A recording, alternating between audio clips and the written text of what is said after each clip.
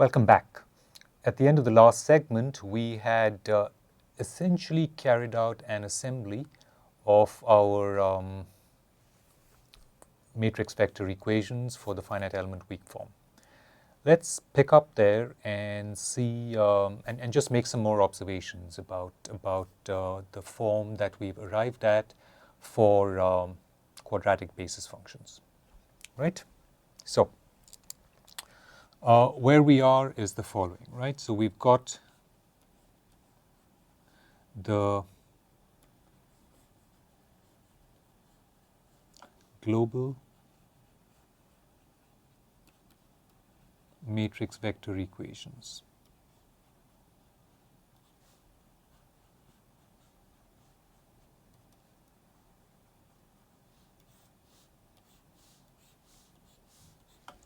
All right, and the form that we had was the following: C2, C3, all the way up to C, 2NEL plus 1, multiplying 2EA over H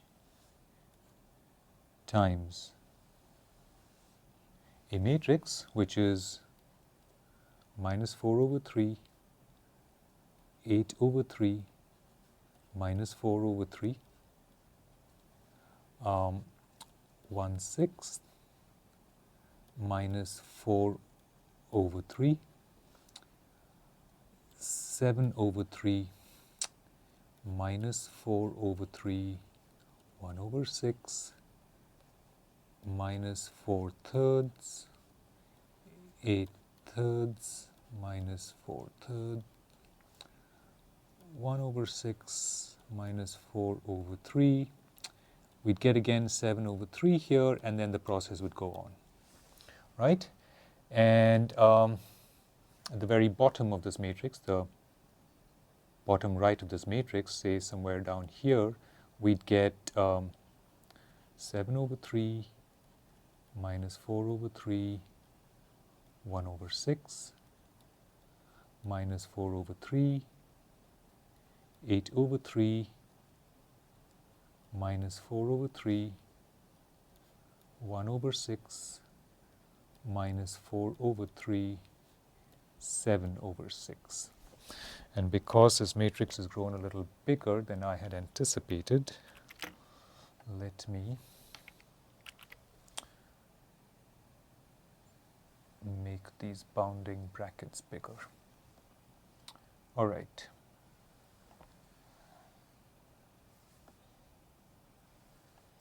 The D vector that we get here is D1, D2, D3, all the way down to D2NEL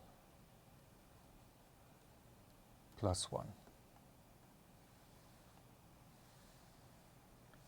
Right? Now this is equal to a vector which here is C2, C3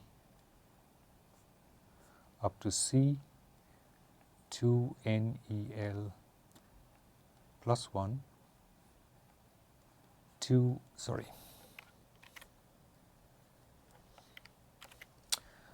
right, now here we get the two contributions of the forcing, FAH over 2. Now, the way this adds up is the following. We get 4/3, 2/3, 4 over 3, and so on, until in the very last element, the contributions are 2/3, 4 over 3, and 1 over 3. Right? And here we get a vector which is the contribution from the traction. It's filled with zeros all the way down to the very last component, which is t times a. All right. I'd like to point out a few things, which is observe that here I've explicitly included the addition of components coming from the same global degree of freedom, but on different elements, right? likewise over here. I've also done the same thing with the vector arising from the forcing function, right? Here and there. Okay? Also, at the end of the last segment, I made the point that the dimension of this vector is 2NEL, whereas this vector is 2NEL plus 1. Consequently, the matrix that we have here is 2NEL times 2NEL plus 1. It is not a square matrix. Okay? This thing being 2NEL, so are these vectors, right? The vectors that are involved here are also 2NEL. Okay? So, at this point, we are essentially, we have everything in place. The only thing we have to do yet is account for the Dirichlet boundary conditions. And the way that shows up is when we look at our D vector, right, our vector of degrees of freedom for the trial solution, we note that D1 here is our given displacement at x equals 0. I think at one point I referred to it as UG, but we are actually calling it U0, right?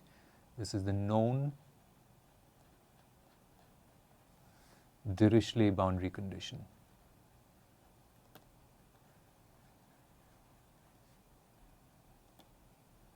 Right? BC is short for boundary condition.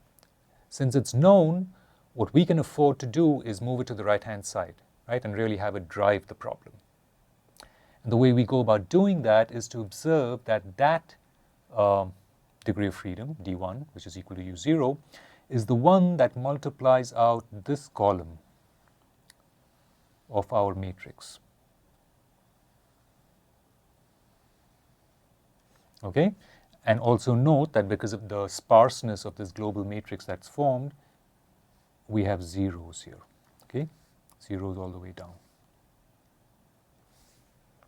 Okay? So, we can considerably simplify our problem here by essentially moving this column that I've just marked out in the big matrix to the right-hand side. All right? And when we do that, we get C2, C3 up to C 2NEL plus 1 multiplying 2EA over H. The big matrix here, I'm going to write it yet again. It's 8/3, sorry.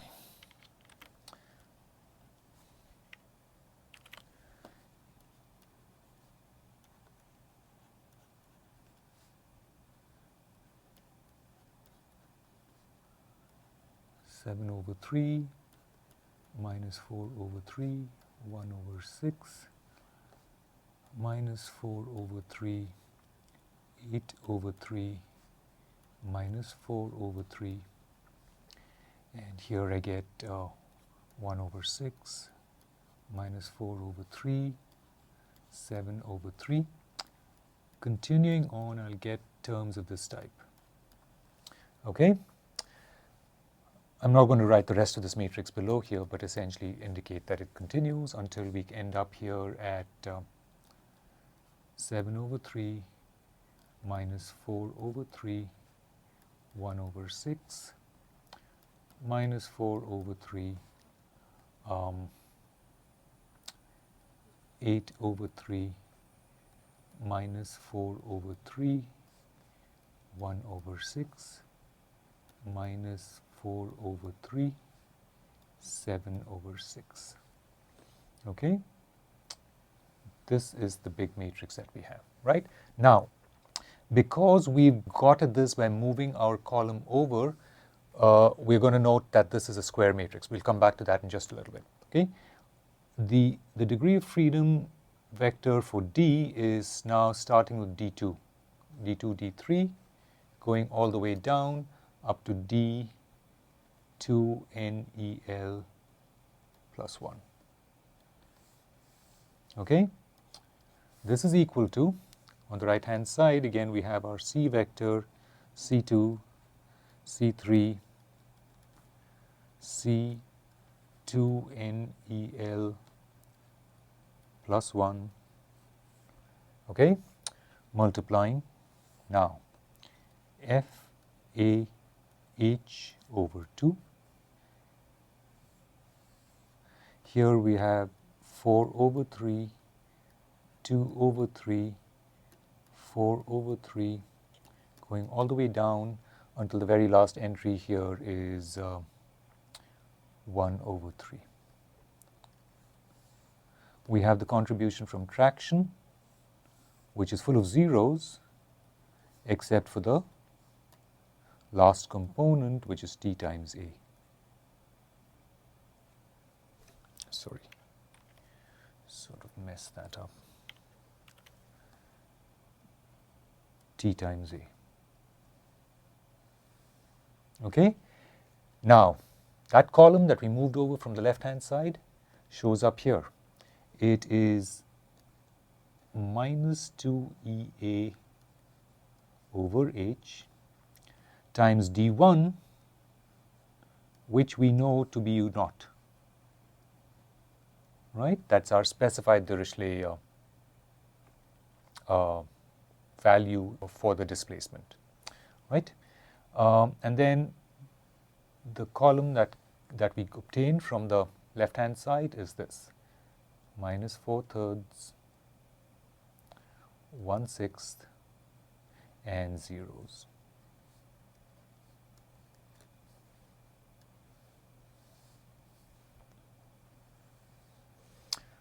Okay, let's look at the size of our vectors. This remains a 2NEL. This has now become 2NEL from 2NEL plus 1 on the previous slide. That's because we've lost the first component by moving it over to the right hand side. Consequently, we now have a matrix here which is 2NEL times 2NEL. It's a square matrix. Okay, here again we have 2NEL, it's just the c vector, and all the vectors here are all 2NEL. Okay, all right, so what we're going to do is when we go to the next slide, we're going to call this the global c vector, this will be the global d vector, so I'm going to call this c transpose. This will be denoted as D. Okay, this is of course C transpose again, and the sum of the three vectors that I have in the parentheses on the right hand side is going to be our F vector. Okay, our matrix here of course is going to be our K matrix. Right, our stiffness matrix. Okay, all right, we have all of this. Let's write it out.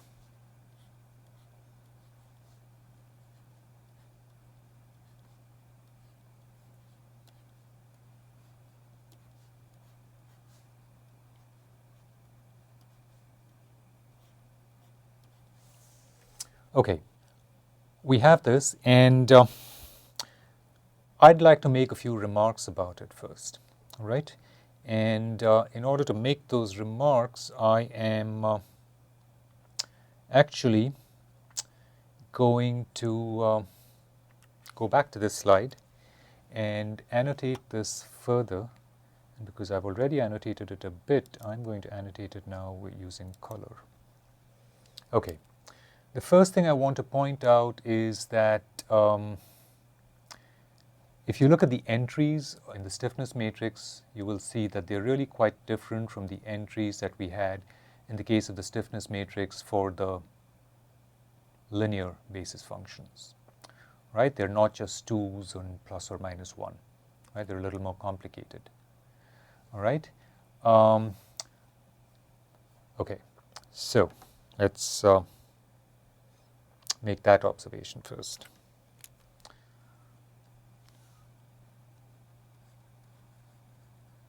Remarks 1. K matrix components are different from linear case. Okay? Remark 2 is the following. If you observe the bandwidth of our matrix, of our K matrix, observe that the bandwidth is larger. Okay? The bandwidth is 5. Okay? So, that is a second remark to make. Okay? The bandwidth of K is 5. Okay, so what we're getting here is that because of the use of quadratic basis functions, right, we are observing that the degrees of freedom have much more interaction between them due to use of quadratic basis functions.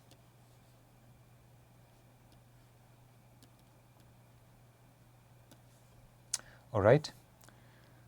The third remark to make, again, moving back here.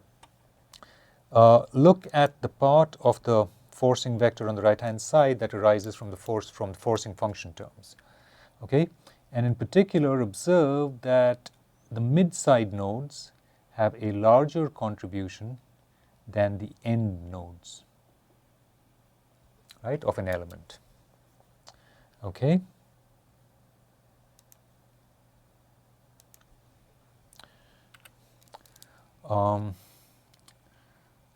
So, mid-side nodes have a larger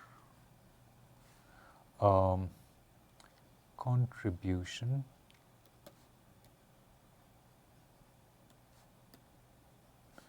to F vector. Okay? Also due to the use of quadratic basis functions.